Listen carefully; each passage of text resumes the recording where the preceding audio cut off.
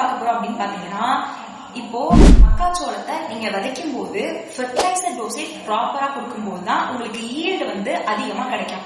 So இதுக்காக தான் நம்ம இந்த வீடியோவை பார்க்க போறோம். அதாவது இப்ப நீங்க வந்து ஃபர்ஸ்ட் 15 நாள், அதாவது விதைச்சு ஃபர்ஸ்ட் 15 நாளுக்குள்ள நீங்க வந்து zinc oxide or zinc sulphate வந்து கொடுக்கணும். அதுக்கு அடுத்தது 15 to 35 நாளுக்குள்ள நீங்க வந்து கால்சியம் நைட்ரேட்டை வந்து கொடுக்கணும். அதுக்கு அடுத்தது 25 to 35 நாளுக்குள்ள மெக்னீசியம் சல்ஃபேட் வந்து கொடுக்கணும். இப்போ நீங்க மெக்னீசியம் சல்ஃபேட் வந்து 25 கிலோ கொடுக்கணும். ஸ்பிளிட் டோஸா கொடுக்கலாம், இல்ல ஒன்ஸ் லீவ் போடலாம்.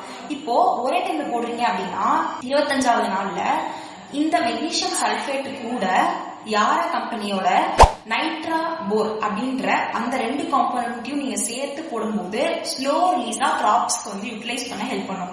எதுக்காக இந்த மெக்னீசியம் சல்ஃபேட் நம்ம போடுறோம் அப்படின்னு பாத்தீங்கன்னா, மேல் ஃபீமேல் ரேஷியோ வந்து கரெக்டா மெயின்டைன் பண்றதுக்கு, அதுக்கப்புறம் மகரந்தம் நிறைய ப்ராப்பரா உருவாகிறதுக்கு, ஓவியூல் டெவலப்மெண்ட் ப்ராப்பரா இருக்கிறதுக்கு.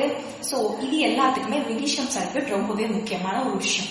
சோ இந்த மாதிரியான ப்ராப்பரான டோசேஜ் கொடுக்குறீங்க, கரெக்டான டைம்ல அப்ளை பண்றீங்க அப்படின்னா ஈல்டுமே உங்களுக்கு அதிகமா கிடைக்கும். அது மட்டும் இல்லாம குவாலிட்டி, அதாவது மக்காச்சோளத்தோட சைஸ் பெருசா இருக்கிறது, முத்து வந்து ஃபுல்லா கவர் ஆயிருக்கிறது, சாஃப்ட் கிரெயின்ஸ்லாம் இல்லாம இருக்கிறது, அதுக்கப்புறம் dark yellow to dark orange கலர்ல உங்களோட மேஸ் இருக்கிறது. ஸோ இந்த மாதிரி ஹை குவாலிட்டியோட கிடைக்கும்.